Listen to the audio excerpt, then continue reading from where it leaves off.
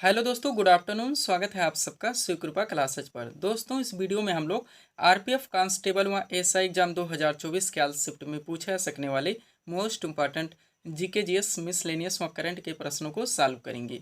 दोस्तों, आपके एग्जाम्स में जीके जीएस मिसलेनियस व करंट के जितने भी टॉपिक्स से क्वेश्चंस पूछे जाने हैं, उन सभी टॉपिक्स को कलेक्ट करके A to Z एक एक क्वेश्चन व एक एक फैक्ट चुन चुन के डाला गया है।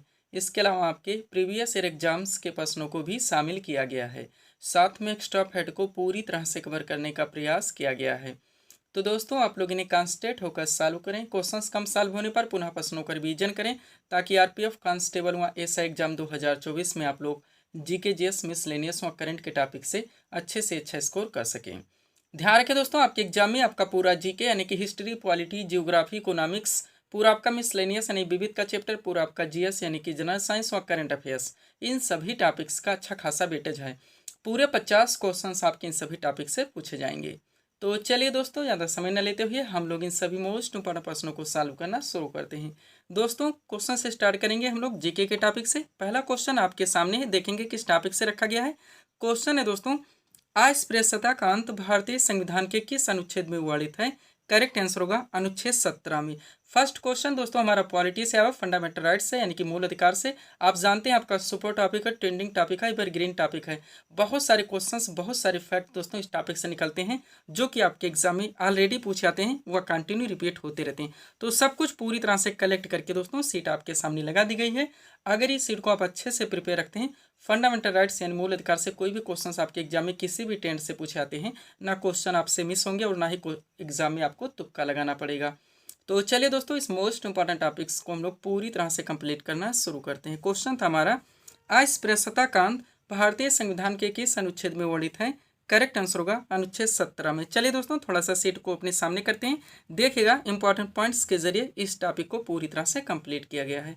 पहला पॉइंट है दोस्तों हमारा, भारतीय संविधान में मूल अधिकारों का वर्णन संविधान के अनुच्छेद 12 से 35 तक है, जो कि संविधान का भाग 3 है। नेक्स्ट, प्रारंभ में मूल अधिकारों की संख्या 7 थी, लेकिन 44वें संविधान संशोधन 1978 के द्वारा संपत्ति के अधिकार को मूल अधिकार से हटाकर एक विधिक अधिकार यानी कि एक कानूनी अधिकार बना दिया गया और अनुच्छेद 300 का में जोड़ दिया गया। तब से वर्तमान में टोटल मूल अधिकारों की संख्या 6 है। ध्यान रखेंगे दोस्तों, हमारे एक एक कॉन्सेप्ट से, एक एक दोस्तों सेंटेंस से बहुत सारे क्वेश्चंस, बहुत सारे फैक्ट निकलते हैं, जो कि आपके एग्जाम में ऑलरेडी पूछे जाते हैं। तो सब कुछ आप पूरी तरह से प्रिपेयर रखेंगे। अब सबसे पहले आप लोग उन 6 मूल अधिकारों को देख लीजिए, जहां से आपके एग्जाम में डायरेक्टली क्वेश्चंस बनते हैं। सबसे पहले दोस्तों समानता का अधिकार है, जिसका प्रावधान भारतीय संविधान के अनुच्छेद 14 से लेकर 18 तक है। दूसरा आपका स्वतंत्रता का अधिकार है, जिसका प्रावधान भारतीय संविधान के अनुच्छेद 19 से लेकर 22 तक है। तीसरा आपका शोषण के विरुद्ध अधिकार है, जिसका प्रावधान भारतीय संविधान के अनुच्छेद 23 से लेकर 24 तक है। चौथा आपका धार्मिक स्वतंत्रता का अधिकार है, जिसका प्रावधान भारतीय संविधान के अनुच्छेद 25 से लेकर 28 तक है। पांचवा आपका संस्कृति एवं शिक्षा संबंधी अधिकार आता है, जिसका प्रावधान भारतीय संविधान के अनुच्छेद 29 से लेकर 30 तक है। और लास्ट यानी कि छठा मूल अधिकार आपका संवैधानिक उपचारों का अधिकार है, जिसका प्रावधान भारतीय संविधान के अनुच्छेद 32 में। सब कुछ पूरी तरह से आप प्रिपेयर रखेंगे। अब चलिए दोस्तों, चूंकि ये आपका सुपर टॉपिक है, आपके हर आर्टिकल से यहाँ से क्वेश्चंस बनते हैं, तो सब कुछ आप पूरी तरह से प्रिपेयर रखेंगे। देखिएगा दोस्तों, पहला पॉइंट है हमारा, विधि के समक्ष समानता का अधिकार संविधान के किस अनुच्छेद में है? करेक्ट आंसर होगा अनुच्छेद 14 में। नेक्स्ट, अनुच्छेद 15 का संबंध किससे? दोस्तों ध्यान दीजिएगा, क्या होता है कभी कभी आपके क्वेश्चन में डायरेक्ट कॉन्सेप्ट दिए जाते हैं और आपके ऑप्शन यानी कि विकल्प में आर्टिकल दिए जाते हैं, आपको आंसर करने होते हैं। जैसे कि पॉइंट नंबर 1 है हमारा। लेकिन कभी कभी दोस्तों क्वेश्चन के ट्रेंड को चेंज कर दिया जाता है, आपके क्वेश्चन में डायरेक्ट आर्टिकल रख दिए जाते हैं और आपके ऑप्शन में दोस्तों यानी विकल्प में कॉन्सेप्ट दिए जाते हैं, आपको आंसर करने होते हैं। तो हर ट्रेंड से दोस्तों आप लोग क्वेश्चंस को प्रिपेयर रखेंगे, इसीलिए हम रिवीजन और पीडीएफ के बारे में आपको फोकस करवाते रहते हैं। तो अनुच्छेद 15 का संबंध बताना है हमें, धर्म, मूलवंश, जात, लिंग या जन्मस्थान के प्रतिशेष से है। आगे बढ़िएगा, अनुच्छेद 16 की बात की जाए दोस्तों, तो इसमें लोक नियोजन के विषय में अवसर की समानता का प्रावधान किया गया है, या आप कह सकते हैं कि सरकारी पद प्राप्ति के समान अवसर का प्रावधान किया गया है। नेक्स्ट, अनुच्छेद 17 आपका हाईलाइटेड रहेगा ही, इसमें अस्पृश्यता के अंत का प्रावधान किया गया है। वह अनुच्छेद 18 में दोस्तों उपाधियों के अंत का प्रावधान किया गया है। नेक्स्ट, अनुच्छेद 19 की बात की जाए तो इसमें विचार एवं अभिव्यक्ति की स्वतंत्रता का प्रावधान किया गया है। और अनुच्छेद 20 में दोस्तों अपराधों के लिए दोष सिद्धि के संबंध में संरक्षण का प्रावधान किया गया है। नेक्स्ट, अनुच्छेद 21 की बात की जाए तो इसमें प्राण और दैहिक स्वतंत्रता के संरक्षण का प्रावधान किया गया है। और अनुच्छेद 21 का आपका सुपर है दोस्तों, 6 से 14 वर्ष तक के सभी बच्चों को अनिवार्य एवं निःशुल्क शिक्षा का प्रावधान इसी आर्टिकल के तहत दिया गया है। अनुच्छेद 23 की बात की जाए तो इसमें मानव दुर्व्यापार एवं बलाश्रम का परिच्छेद किया गया है। वह अनुच्छेद 24 में दोस्तों कारखानों आदि में बालकों के नियोजन का परिच्छेद किया गया है। अनुच्छेद 29 की बात की जाए तो इसमें अल्पसंख्यक वर्गों के हितों के संरक्षण का प्रावधान किया गया है। और अनुच्छेद 32 में दोस्तों संवैधानिक उपचारों के अधिकारों का प्रावधान किया गया। सब कुछ पूरी तरह से आप प्रिपेयर रखेंगे। चलिए दोस्तों, थोड़ा सा आप लोग नोट देखिए ताकि ये टॉपिक आपका पूरी तरह से कंप्लीट हो सके। ध्यान दीजिएगा, 44वें संवैधानिक संशोधन 1978 ने स्पष्ट किया कि राष्ट्रपति द्वारा राष्ट्रीय आपातकाल के दौरान अनुच्छेद 20 जिसमें प्रावधान किया गया है अपराधों के लिए दोष सिद्धि के संबंध में संरक्षण, और अनुच्छेद 21 जिसमें प्रावधान किया गया है जीवन और व्यक्तिगत स्वतंत्रता की सुरक्षा को निलंबित नहीं किया सकता। डायरेक्टली क्वेश्चंस बनते हैं दोस्तों, वो कौन कौन से दोस्तों जो आर्टिकल्स हैं या अनुच्छेद हैं या हमारे अधिकार हैं जो कि आपातकाल के दौरान भी नष्ट नहीं होते, खत्म नहीं होते, समाप्त नहीं होते। तो अनुच्छेद 20 और 21 से ध्यान रखेंगे। लास्ट पॉइंट है आपका यहाँ से, भारतीय संविधान में वर्णित मूल अधिकार यूएसए के संविधान से लिया गया है। सब कुछ पूरी तरह से आप प्रिपेयर रखेंगे। सब्सक्राइब करें आप हमारे स्टडी चैनल शिवकृपा क्लासेज को इसी तरह के वीडियोस के लिए। आगे बढ़ेंगे दोस्तों, थोड़ा सा यहाँ पे पीडीएफ के बारे में बात होगी, पुनः हम लोग दोस्तों अगले क्वेश्चंस की ओर आगे बढ़ेंगे। देखिएगा, एसएससी ऑल एग्जाम्स और रेलवे ऑल एग्जाम्स का ऑल इन वन नया वर्जन कंबाइंड पीडीएफ दोस्तों हमारे द्वारा प्रिपेयर किया गया है, क्योंकि आपकी बहुत सारी वैकेंसीज रेलवे में भी और एसएससी में लग चुकी हैं। इस पीडीएफ को बनाने में दोस्तों आपके एसएससी और रेलवे के विभिन्न एग्जाम्स के प्रीवियस ईयर एग्जाम्स के क्वेश्चंस को भी पूरी तरह से एनालाइज किया गया है। इसके अलावा दोस्तों आपके क्वेश्चंस के वेटेज को, उनके लेवल को, उनके ट्रेंड को भी पूरी तरह से ध्यान में रखा गया है। इनमें आपकी बहुत सारी वैकेंसीज लगी दोस्तों। आप जानते हैं एसएससी में बात की जाए तो आपका सीजीएल टीयर 1 समाप्त हो चुका है, टीयर 2 की तैयारी है, एमटीएस आपका चल ही रहा है, जीडी आपकी लग चुकी है। रेलवे में बात की जाए सबसे ज़्यादा जीके जीएस और करंट का वेटेज आपका आरपीएफ कांस्टेबल हुआ है एसआई, इसके अलावा एलपी है, टेक्नीशियन है, एनटीपीसी है और ग्रुप डी। इनमें से किसी भी वैकेंसीज में दोस्तों अच्छी फाइट के लिए आप इस पीडीएफ को परचेज कर सकते हैं। इसमें आपका पूरा साइंस का स्पेशल पीडीएफ आएगा, यानी दोस्तों फिजिक्स, केमिस्ट्री, बायो का पूरा आपका दोस्तों स्टैटिक जीके यानी हिस्ट्री, पॉलिटी, ज्योग्राफी, इकोनॉमिक्स, पूरा आपका मिसलेनियस यानी विविध का भी स्पेशल पीडीएफ आएगा। पूरा आपका दोस्तों करंट का भी स्पेशल पीडीएफ आएगा। मात्र 100 रुपीज़ इसकी पेड फीस रखी गई। व्हाट्सअप नंबर आप लोगों के सामने है, जहाँ पर आप जुड़कर दोस्तों पीडीएफ ले सकते हैं। पढ़ेंगे दोस्तों हम लोग अगले टॉपिक्स की ओर। अगला क्वेश्चन दोस्तों आपके सामने देखेंगे किस टॉपिक से रखा गया है। क्वेश्चन है हमारा, देवधर ट्रॉफी किस खेल से संबंधित है? करेक्ट आंसर होगा क्रिकेट से। क्वेश्चन किस टॉपिक से लग गया दोस्तों? प्रमुख राष्ट्रीय कप एवं ट्रॉफी आप जानते हैं डायरेक्टली क्वेश्चंस बनते हैं। संतोष ट्रॉफी किस खेल से संबंधित है? डूरंड कप हो गया, आगा कप, तो जितने भी हो सकते हैं सब कुछ पूरी तरह से कलेक्ट करके सीट आपके सामने लगा दी गई। अगर इस सीट को आप लोग अच्छे से प्रिपेयर रखते हैं, इस टॉपिक से कोई भी क्वेश्चन आपके किसी भी टेंट से पूछाते हैं ना, क्वेश्चन आपसे मिस होंगे और ना ही एग्जाम में आपको तुक्का लगाना पड़ेगा। वो हर टॉपिक्स दोस्तों जहाँ जहाँ से आपके एग्जाम में क्वेश्चंस बने, आपके पूरे पाठ्यक्रम को प्रिपेयर करके दोस्तों आपके पीडीएफ में मेंशन कर दिया गया है। चलिए दोस्तों इस सुपर टॉपिक्स को हम लोग पूरी तरह से कंप्लीट करना शुरू करते हैं। क्वेश्चन था हमारा, देवधर ट्रॉफी किस खेल से संबंधित है? करेक्ट आंसर होगा क्रिकेट से। टॉपिक है आपका प्रमुख राष्ट्रीय कप एवं ट्रॉफियां। स्टार्ट करते हैं दोस्तों। एक तरफ खेलों के नाम दिए गए, दूसरी तरफ संबंधित कप एवं ट्रॉफियों के नाम।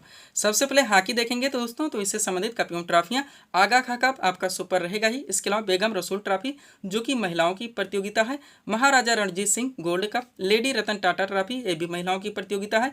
उसके बाद में दोस्तों गुरु नानक चैंपियनशिप ये भी महिलाओं की प्रतियोगिता है। ध्यानचंद ट्रॉफी आपका सुपर रहेगा ही। Nehru trophy, Scindia gold cup और बेलिंगटन कप, ये इतने कप एवं ट्रॉफियां दोस्तों हॉकी से रिलेटेड हैं। पूरी तरह से आप प्रिपेयर रहेंगे। आगे बढ़िएगा, अगला आपका क्या लुका है दोस्तों? फुटबॉल। फुटबॉल से संबंधित हम लोग कप एवं ट्रॉफियां देखेंगे। तो डीसीएम ट्रॉफी आपका सुपर रहेगा। डूरंड कप आप जानते हैं मोस्ट इम्पोर्टेंट रहता ही है। रोवर्स कप, वीसी राय ट्रॉफी जो कि राष्ट्रीय चैंपियनशिप है। संतोष ट्रॉफी भी राष्ट्रीय चैंपियनशिप है, ये भी आपका सुपर फैक्ट है। उसके अलावा सुब्रतो मुखर्जी कप और सर आशुतोष मुखर्जी ट्रॉफी, ये इतने कप एवं ट्रॉफियां दोस्तों फुटबॉल से संबंधित है। पूरी तरह से आपको प्रिपेयर रखने हैं। क्रिकेट से संबंधित देखेंगे तो रणजी ट्रॉफी आप जानते हैं राष्ट्रीय चैंपियनशिप है, मोस्ट इंपॉर्टेंट है आपका। इसके अलावा Irani trophy, CK Naidu trophy, Rani Jhansi trophy, Deodhar trophy most important और जीडी बिरला ट्रॉफी, इतना दोस्तों आप लोगों को यहाँ से प्रिपेयर रखने हैं। टेबल टेनिस से संबंधित देखेंगे तो बारनाबेले कप जो कि पुरुषों का है, जयलक्ष्मी कप महिलाओं की प्रतियोगिता है, राजकुमारी चैलेंज कप जूनियर महिलाओं का है और रामानुज ट्रॉफी दोस्तों जूनियर पुरुष का है। बैडमिंटन से संबंधित देखेंगे तो आपका नारंग कप हो गया, चड्ढा कप हो गया, अमृत दीवान कप हो गया। बास्केटबॉल से संबंधित कप एवं ट्रॉफियां देखेंगे तो नेहरू कप और फेडरेशन कप, ध्यान रखिएगा आप लोग। अगला क्या है दोस्तों आपका देखेंगे हम लोग, नेक्स्ट है दोस्तों पोलो। इससे संबंधित कप एवं ट्रॉफियां देखेंगे तो आपका इजरा कप, पृथ्वीपाल सिंह कप और राधा मोहन कप। लास्ट है आपका गोल्फ, इसे सामने देखेंगे तो वाकर कप, सर्किट कप और राइडर कप। इतना दोस्तों आप लोगों को पूरी तरह से प्रिपेयर रखने होंगे अगर इस टॉपिक से आपको अपने एग्जाम्स में क्वेश्चंस को क्लियर करने हैं। पीडीएफ के लिए व्हाट्सअप नंबर हमारा लगा हुआ है। बढ़ेंगे दोस्तों हम लोग अगले टॉपिक्स की ओर।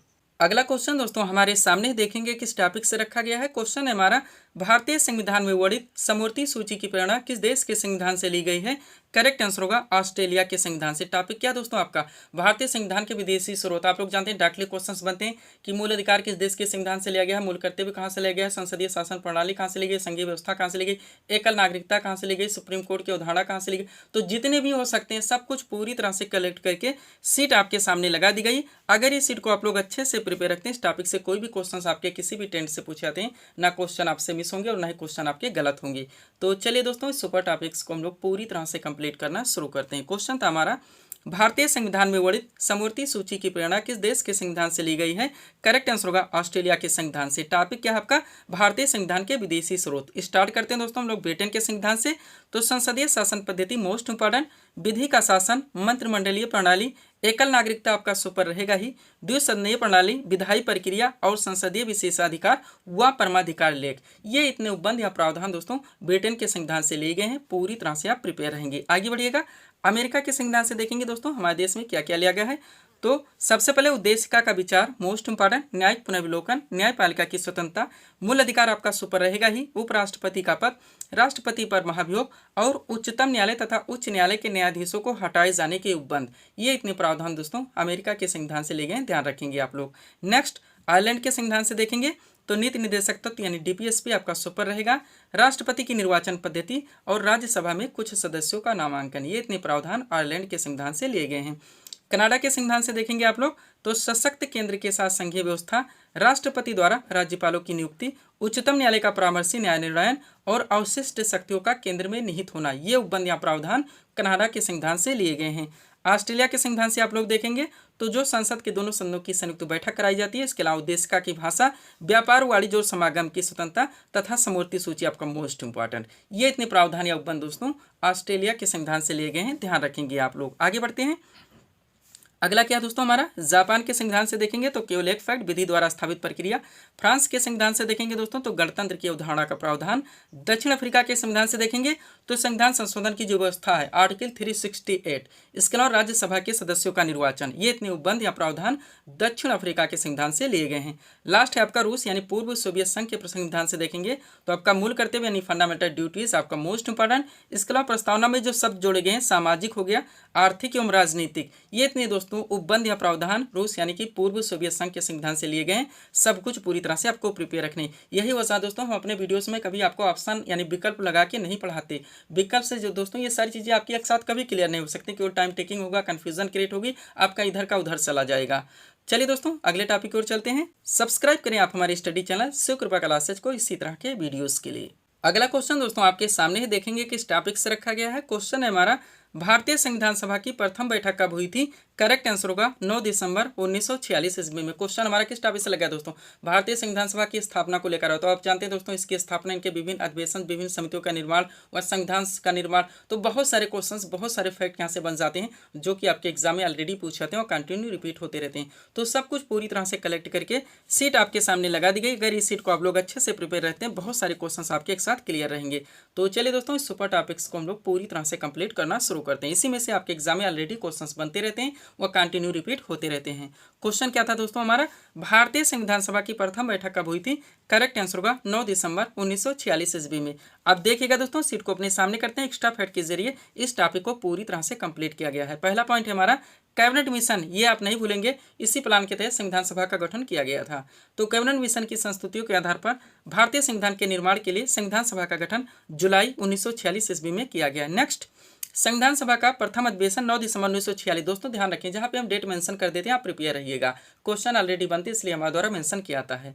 तो 9 दिसंबर 1946 ईस्वी को संसद भवन के केंद्रीय कक्ष में प्रारंभ हुआ। डॉक्टर सचिदानंद सिन्हा को सर्वसम्मति से अस्थायी अध्यक्ष चुना गया। आगे बढ़ेंगे। 11 दिसंबर 1946 ईस्वी की बैठक में डॉक्टर राजेंद्र प्रसाद को संविधान सभा का अस्थायी अध्यक्ष चुना गया। नेक्स्ट, 13 दिसंबर 1946 ईस्वी को पंडित जवाहरलाल नेहरू ने उद्देश्य प्रस्ताव प्रस्तुत कर संविधान की आधारशिला रखी। नेक्स्ट, संविधान के निर्माण का कार्य करने के लिए कई समितियां बनाई गईं। इसमें प्रारूप समिति प्रमुख थी, इसकी अध्यक्षता डॉक्टर भीमराव अंबेडकर ने की। वह संविधान निर्माण के लिए विभिन्न समितियों का गठन किया गया था। सब कुछ पूरी तरह से आप प्रिपेयर रहेंगे। अब चलिए उन सभी समितियों को देख लीजिए जहां से दोस्तों विभिन्न ट्रेंड से आपके एग्जाम में कोर्ट में एनालिसिस करने के लिए दोस्तों मिलाने के लिए सारे क्वेश्चन आपके एग्जाम में पूछे आते हैं। तो पॉइंट है हमारा संविधान सभा की प्रमुख समितियां। सबसे पहले समितियों के नाम दिए गए हैं, दूसरी तरफ अध्यक्ष के नाम। बात की जाए प्रारूप समिति तो इनके अध्यक्ष डॉक्टर भीमराव अंबेडकर थे। संघ संविधान समिति के अध्यक्ष पंडित जवाहरलाल नेहरू थे। प्रांतीय संविधान समिति के अध्यक्ष सरदार वल्लभ भाई पटेल थे। मूल अधिकारी एवं अल्पसंख्यक समिति के अध्यक्ष सरदार वल्लभ भाई पटेल थे। और कार्य संचालन समिति के अध्यक्ष डॉक्टर राजेंद्र प्रसाद थे। ध्यान रखेंगे आप लोग। अब थोड़े से क्वेश्चंस यहाँ से और कलेक्ट कीजिए दोस्तों, ताकि आपका अच्छे से टॉपिक क्लियर हो सके। जो भी टॉपिक्स हमारे द्वारा जहाँ पे उठाए जाते हैं दोस्तों, वहीं पे उनको पूरी तरह से कंप्लीट कर लिया जाता है। देखिएगा, पहला पॉइंट है हमारा, संविधान को तैयार करने में 2 साल 11 महीने और 18 दिन का समय लगा। नेक्स्ट, संविधान 26 नवंबर 1949 ईस्वी को बनकर तैयार हो गया और इसी दिन इसे अंगीकृत यानी कि पारित किया गया। नेक्स्ट, संविधान सभा की अंतिम बैठक 24 जनवरी 1950 ईस्वी को हुई और इसी दिन संविधान सभा द्वारा डॉक्टर राजेंद्र प्रसाद को भारत का प्रथम राष्ट्रपति निर्वाचित किया गया। नेक्स्ट, मूल संविधान में 395 अनुच्छेद, 22 भाग व 8 अनुसूचियां थीं।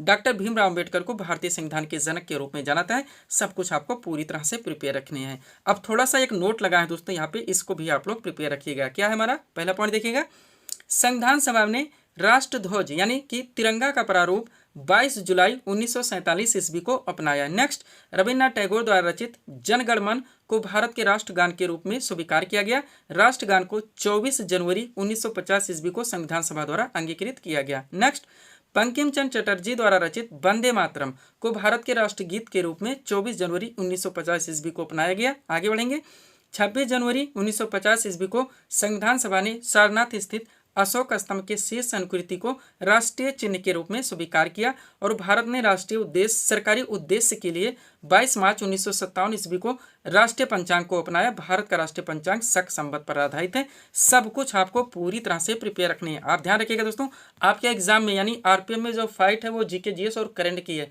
पूरे 50 क्वेश्चन यहाँ से पूछे जाएंगे। पीडीएफ के बारे में हम आपको ऑलरेडी बता चुके हैं दोस्तों। एसएससी और रेलवे में बहुत सारे एग्जाम्स लग जाने के कारण इसका नया वर्जन कंबाइंड पीडीएफ हमारे द्वारा पूरी तरह से कंप्लीट किया गया है। इसके अलावा दोस्तों बिहार एसएससी जो 10+2 की वैकेंसी लगी हुई जिसका अभी तक एग्जाम नहीं हो पाया, इसका तीसरी बार नया वर्जन पीडीएफ रेडी किया गया है। वहाँ यूपी SSC से जुड़े विभिन्न एग्जाम्स के दोस्तों जीके जीएस, वहीं यूपी स्पेशल के स्टैटिक व करंट के पीडीएफ भी हमारे द्वारा अभ्यर्थियों को दिए जा रहे हैं। बढ़ेंगे दोस्तों हम लोग अगले टॉपिक्स की ओर। अगला क्वेश्चन दोस्तों हमारे सामने है, देखेंगे किस टॉपिक से रखा गया है। क्वेश्चन है हमारा, गुलाम वंश की स्थापना किसने की थी? करेक्ट आंसर होगा कुतुबुद्दीन ऐबक ने। क्वेश्चन हमारा किस टॉपिक से लगा दोस्तों? महत्वपूर्ण जितने ऐतिहासिक राजवंश हैं आप लोग जानते हैं डायरेक्टली उनके दोस्तों संस्थापक या राजधानी से रिलेटेड क्वेश्चंस पूछे जाते हैं। तो सब कुछ पूरी तरह से प्रिपेयर करके दोस्तों सीट आपके सामने लगा दी गई। इस सीट को आप लोग अच्छे से प्रिपेयर रखेंगे। चलिए शुरू करते हैं हम लोग। क्वेश्चन था हमारा, गुलाम वंश की स्थापना किसने की थी? करेक्ट आंसर होगा कुतुबुद्दीन ऐबक ने। टॉपिक है आपका दोस्तों ऐतिहासिक राजवंश एवं उनकी राजधानी। चलिए सीट को थोड़ा सा अपने सामने करते हैं।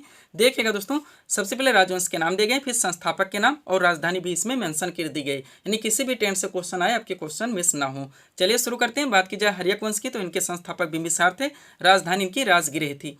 शिशुनाग वंश की बात की जाए इनके दोस्तों संस्थापक शिशुनाग थे, राजधानी इनकी वैशाली थी। मौर्य वंश की बात की जाए इनके संस्थापक चंद्रगुप्त मौर्य थे, राजधानी इनकी पाटलिपुत्र थी। शुंग वंश की बात की जाए इनके संस्थापक पुष्यमित्र शुंग थे, राजधानी की पाटलिपुत्र थी। और गुलाम वंश की बात की जाए इनके दोस्तों संस्थापक कुतुबुद्दीन ऐबक थे, इनकी राजधानी दिल्ली थी। संगम वंश के संस्थापक हरिहर ओम बुक्का थे, इनकी राजधानी विजयनगर थी। और लोधी वंश के संस्थापक दोस्तों बहलोल लोधी थे, इनकी राजधानी दिल्ली थी। ध्यान रखेंगे आप लोग। आगे बढ़ते हैं। अगला हमारा क्या दोस्तों, राष्ट्रकूट वंश, मोस्ट इंपॉर्टेंट। तो इसके संस्थापक दोस्तों दंतदुर्ग थे, राजधानी की मानेकहेड़ थी। पल्लव वंश के संस्थापक सिंह विष्णु थे, राजधानी कांचीपुरम थी। चालुक वंश के संस्थापक पुलकेशिन प्रथम थे, राजधानी बादामी या वाजपेयी थी। मुगल वंश के संस्थापक बाबर थे, राजधानी दिल्ली और आगरा दोनों थी। तुगलक वंश के संस्थापक गयासुद्दीन तुगलक थे, राजधानी दिल्ली थी। खिलजी वंश के संस्थापक जलालुद्दीन खिलजी थे, इनकी राजधानी भी दिल्ली थी। और लोधी वंश के संस्थापक दोस्तों बहलोल लोधी थे, इनकी भी राजधानी दिल्ली थी। जो भी क्वेश्चन थोड़े से समतुल्य हो सकते हैं उनको एक साथ सेट करने का प्रयास करते हैं दोस्तों, ताकि आप लोगों को आसानी से दोस्तों ये सारी चीजें प्रिपेयर हो सके। एक बात ऑलरेडी कहना चाहेंगे दोस्तों, एग्जाम डेट आपका लग ही चुका है, आप लोग जानते हैं। जितने लोग दोस्तों पीडीएफ ले चुके हैं ले रहे हैं, आप दोस्तों थोड़ा सा इन्वेस्ट कीजिए, इनका प्रिंट आउट जरूर निकलवाइए। आप जानते हैं अच्छी खासी फाइट दोस्तों आपके इन्हीं सब पाठ्यक्रम की है। अगर आप दोस्तों इसके प्रिंट आउट निकलवा लेते हैं, एक अच्छी खासी सीट आपकी बन जाएगी। आप अच्छे से पढ़ सकते हैं, वह रिवाइज कर सकते हैं अंडरलाइन लगा के। और अगर आप इतना कर लेते हैं, कम से कम समय में बिना इधर उधर भटके आप लोगों की प्रिपरेशन अच्छे खासे ढंग से क्लियर हो जाती है। वर्धन वंश की बात की जाए दोस्तों, संस्थापक पुष्यभूति थे। राजधानी थानेश्वर और कन्नौज दोनों थी, ध्यान रखेंगे आप लोग। आगे बढ़िएगा। अगला आपका क्या है दोस्तों, गुर्जर प्रतिहार वंश, जिनके संस्थापक नागभट्ट प्रथम थे, राजधानी कन्नौज थी। चौहान वंश के संस्थापक वासुदेव थे, राजधानी अजमेर थी। नंद वंश के संस्थापक महापद्नंद थे, राजधानी पाटलिपुत्र थी। और सातवाहन वंश के संस्थापक सिमुक थे, राजधानी की प्रतिष्ठान थी। यहाँ तक दोस्तों इस टॉपिक को आपको पूरी तरह से प्रिपेयर रखने हैं। पीडीएफ के लिए हमारा व्हाट्सअप नंबर लगा हुआ है। बढ़ेंगे दोस्तों हम लोग अगले टॉपिक्स की ओर। अगला क्वेश्चन दोस्तों आपके सामने देखेंगे किस टॉपिक से रखा गया है। क्वेश्चन है हमारा, प्रेरी शीतोष्ण कटिबंधीय घास भूमि कहाँ पर विस्तृत है? करेक्ट आंसर होगा उत्तरी अमेरिका में। क्वेश्चन आपका किस टॉपिक से लग गया दोस्तों? विश्व की जो प्रमुख घास भूमि या डाकले क्वेश्चन पूछा था दोस्तों, कौन सी घास भूमि कहाँ पे, किस क्षेत्र में या किस देश में विस्तृत है। और इसके साथ साथ दोस्तों कूट के माध्यम से ये भी पूछा था, निम्न में से कौन सी शीतोष्ण कटिबंधीय घास भूमि है और कौन सी दोस्तों उष्ण कटिबंधीय घास भूमि है। तो सब कुछ पूरी तरह से प्रिपेयर करके दोस्तों सीट आपके सामने लगाई गई है। इस सीट को आप लोग पूरी तरह से रिवाइज करेंगे। चलिए शुरू करते हैं हम लोग। क्वेश्चन था हमारा, प्रेरी शीतोष्ण कटिबंधीय घास भूमि कहाँ पर विस्तृत है? करेक्ट आंसर होगा उत्तरी अमेरिका में। टॉपिक क्या दोस्तों आपका? विश्व की प्रमुख घास भूमियां। चलिए सीट को थोड़ा सा अपने सामने करते हैं। सबसे पहले दोस्तों हम लोग उष्ण कटिबंधीय घास भूमियों को कवर करेंगे, पुनः शीतोष्ण कटिबंधीय घास भूमियों को कंप्लीट करेंगे। देखिएगा, एक तरफ उष्ण कटिबंधीय घास भूमियों के नाम दिए गए हैं, दूसरी तरफ क्षेत्र के नाम। बात की जाए कैंपोस की दोस्तों, तो ये ब्राजील में विस्तृत है। लानोस नामक घास भूमि दोस्तों वेनेजुएला में पाई जाती है। सवाना नामक घास भूमि दोस्तों उत्तरी अफ्रीका में विस्तृत है। पार्कलैंड नामक दोस्तों घास भूमि ऑस्ट्रेलिया में विस्तृत है। और पटाना मोस्ट इंपॉर्टेंट, ये घास भूमि श्रीलंका में पाई जाती है, ध्यान रखेंगे आप लोग। अब चलिए शीतोष्ण कटिबंधीय घास भूमि को आप लोग पूरी तरह से कंप्लीट कीजिए। देखिएगा, एक तरफ शीतोष्ण कटिबंधीय घास भूमियों के नाम दिए गए, दूसरी तरफ क्षेत्र के नाम दिए गए। बात की जाए प्रेरी मोस्ट इंपॉर्टेंट उत्तरी अमेरिका में विस्तृत है। पंपास नामक घास भूमि अर्जेंटीना में विस्तृत है। स्टेपी दोस्तों ये यूरेशिया में विस्तृत है। बेल्ट्स नामक घास भूमि दक्षिण अफ्रीका में विस्तृत है। और डांस दोस्तों ये ऑस्ट्रेलिया में विस्तृत है। यहाँ से इतना आप लोगों को प्रिपेयर रखने, वो हर टॉपिक्स जहाँ जहाँ से आपके एग्जाम्स में क्वेश्चंस बनने हमारे द्वारा प्रिपेयर कर दिया गया, सब कुछ आपके पीडीएफ में पूरी तरह से दोस्तों ऐड कर दिया गया है। पीडीएफ के लिए हमारा व्हाट्सअप नंबर है। बढ़ेंगे दोस्तों हम लोग अगले टॉपिक्स की ओर। अगला क्वेश्चन आपके सामने है, देखेंगे किस टॉपिक से रखा गया है। क्वेश्चन है दोस्तों, माओरी जनजाति का निवास कहाँ पर है? करेक्ट आंसर होगा न्यूजीलैंड में। क्वेश्चन क्या दोस्तों, विश्व की प्रमुख जनजातियां, आप जानते हैं डाकले क्वेश्चन पूछा था, कोई कौन सी जनजाति कहाँ पे पाई जाती है। तो सब कुछ पूरी तरह से प्रिपेयर करके सीट आपके सामने लगा दी गई। ये सारे दोस्तों छोटे छोटे टॉपिक हैं, ईजी टॉपिक हैं, लेकिन आपके ट्रेंडिंग टॉपिक हैं। ये सारे टॉपिक्स दोस्तों आपके पाठ्यक्रम में मेंशन है कि यहाँ से क्वेश्चंस बनेंगे।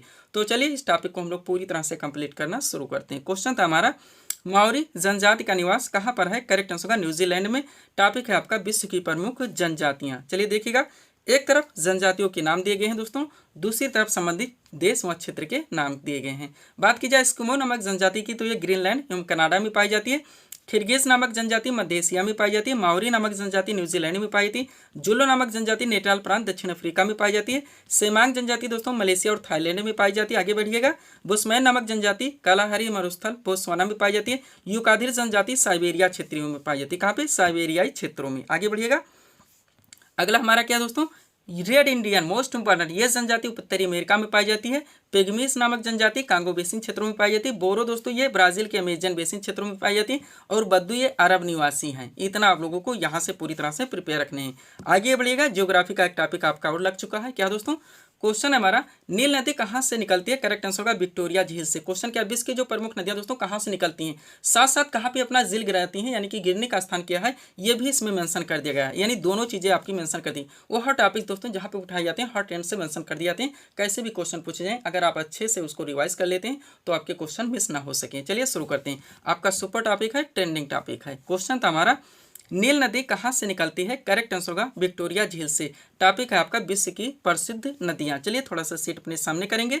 देखिएगा दोस्तों, एक तरफ नदियों के नाम, फिर उद्गम स्थल, फिर गिरने का स्थान, तीनों चीजें दे दी गई हैं। बात की जाए अमेजन नदी की, तो इंडीज पर्वत के पास से दोस्तों यानी पेरू से निकलती है और अटलांटिक महासागर में जाकर गिरती है। मिसिसिपी मिसौरी नदी दोस्तों ये इतास्का झील जो कि संयुक्त राज्य अमेरिका में पड़ता है, यहाँ से निकलती है और मैक्सिको की खाड़ी में जाकर अपना जल गिराती है। यांगटे से क्यांग नदी की बात की जाए, तिब्बत के पठार से निकलती है, चीन सागर में जाकर गिरती है। हांगो नदी कुनलुन पर्वत से निकलती है, चीन की खाड़ी में जाकर गिरती है। कांगो नदी दोस्तों ये लुआलिया और लुआपुला के संगम से निकलती है, अटलांटिक महासागर में जाकर अपना जल गिराती है। नाइजर नदी की बात की जाए, गिनी से निकलती है, गिनी की खाड़ी में जाकर गिरती है। बोल्गा नदी दोस्तों बल्डाई पठार से निकलती है, कैस्पियन सागर में जाकर अपना जल गिराती है, ध्यान रखेंगे आप लोग। अगला आपका क्या दोस्तों देखेंगे हम लोग, नेक्स्ट है दोस्तों आपका डेन्यूब नदी जो कि ब्लैक फॉरेस्ट से निकलती है, काला सागर में जाकर अपना जल गिराती है। डार्लिंग नदी दोस्तों ऑस्ट्रेलियन आल्प्स से निकलती है, मरे नदी में जाकर गिरती है। और मरे नदी दोस्तों ऑस्ट्रेलियन आल्प्स से निकलती है, हिंद महासागर में जाकर अपना जल गिराती है। इतना यहाँ से आप लोगों को प्रिपेयर रखने, पीडीएफ के लिए व्हाट्सअप नंबर है। बढ़ेंगे दोस्तों हम लोग अगले टॉपिक्स की ओर। अगला क्वेश्चन दोस्तों आपके सामने है, देखेंगे किस टॉपिक से रखा गया है। क्वेश्चन है दोस्तों विटामिन डी का रासायनिक नाम क्या है। करेक्ट आंसर होगा कैल्सीफेरॉल। क्वेश्चन हमारा किस टॉपिक से लग गया दोस्तों, जनरल साइंस में जो सबसे ज्यादा आपका वेटेज का टॉपिक है बायो का, उसमें आपका सुपर टॉपिक है विटामिन, क्वेश्चन वहां से उठा गया है।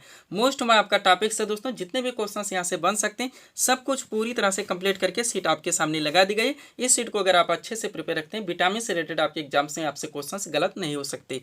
चलिए शुरू करते हैं हम लोग। क्वेश्चन था हमारा विटामिन डी का रासायनिक नाम क्या है। करेक्ट आंसर होगा कैल्सीफेरॉल। अब एक एक क्वेश्चन आप लोग कंसंट्रेट होकर देखेंगे। पहला क्वेश्चन है मछली के लीवर ऑयल में डैश कर दिया गया है, प्रचुर मात्रा में होता है, तो विटामिन डी है। नेक्स्ट घाव को भरने में सहायक विटामिन है। करेक्ट आंसर होगा वो विटामिन सी है। नेक्स्ट खट्टे फलों का एक समृद्ध स्रोत माना जाता है। करेक्ट आंसर होगा विटामिन सी। आगे बढ़िएगा, कौन कौन से विटामिन जल में घुलनशील है, तो विटामिन बी और सी हैं। और कौन कौन से विटामिन वसा में घुलनशील है, तो विटामिन ए, डी, ई और के हैं। बेसिक से लेकर सब कुछ पूरी तरह से दोस्तों उस टॉपिक को वहीं पे कवर करवा दिया जाता है।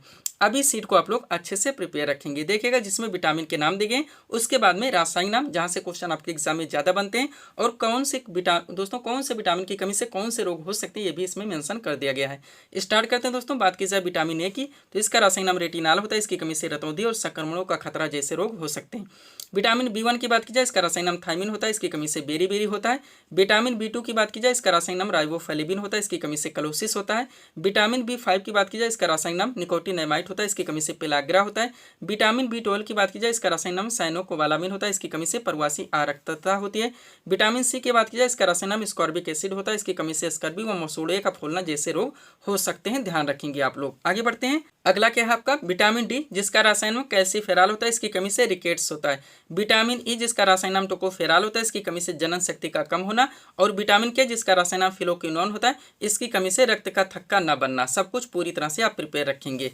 चलते हैं दोस्तों हम लोग अगले टॉपिक्स की ओर। सब्सक्राइब करें आप हमारी स्टडी चैनल शिव कृपा क्लासेज को इसी तरह के वीडियोस के लिए। अगला क्वेश्चन दोस्तों आपके सामने है, देखेंगे किस टॉपिक से रखा गया है। क्वेश्चन है हमारा 1857 ईस्वी के विद्रोह का नेतृत्व लखनऊ से किसने किया था। करेक्ट आंसर होगा बेगम हजरत महल ने। क्वेश्चन हमारा किस टॉपिक से लग गया दोस्तों, 1857 ईस्वी की क्रांति को लेकर आया। तो आप जानते हैं आपका सुपर टॉपिक है, बहुत सारे क्वेश्चंस बहुत सारे फैक्ट यहाँ से निकलते हैं जो कि आपके एग्जाम में ऑलरेडी पूछाते हैं। तो सब कुछ पूरी तरह से प्रिपेयर करके सीट आपके सामने लगा दी गई। इस सीट को आप लोग अच्छे से प्रिपेयर रखेंगे। चलिए शुरू करते हैं हम लोग। क्वेश्चन था हमारा 1857 ईस्वी के विद्रोह का नेतृत्व लखनऊ से किसने किया था। करेक्ट आंसर होगा बेगम हजरत महल ने। अब इंपॉर्टेंट पॉइंट्स के जरिए दोस्तों इस टॉपिक को आप लोग पूरी तरह से कंप्लीट करेंगे। पहला पॉइंट है 29 मार्च 1857 ईस्वी को मंगल पांडे, आप जानते हैं इनका नाम इनके साथ जुड़ा हुआ है, नामक एक सैनिक ने बैरकपुर में गाय की चर्बी मिले कारतूसों को मुंह से काटने से स्पष्ट मना कर दिया। फलस्वरूप उन्हें गिरफ्तार कर 8 अप्रैल 1857 को फांसी दे दी गई। नेक्स्ट मंगल पांडे का संबंध 34वीं नेटिव इन्फेंट्री यानी एनआई से था। डाकले क्वेश्चन बनते हैं, आप लोग जानते हैं कि किस बटालियन के सिपाही थे, तो ये 34वीं बटालियन के सिपाही थे। आगे बढ़िएगा। पॉइंट क्या दोस्तों 10 मई 1857, ये डेट आप लोग नहीं भूलेंगे। कहाँ से दोस्तों, तो मेरठ से, यानी कि मेरठ की पैदल टुकड़ी 20 एनआई से 1857 ईस्वी की क्रांति की शुरुआत हुई। 1857 ईस्वी की क्रांति के समय भारत के मुगल सम्राट बहादुर शाह जफर यानी कि बहादुर शाह द्वितीय थे।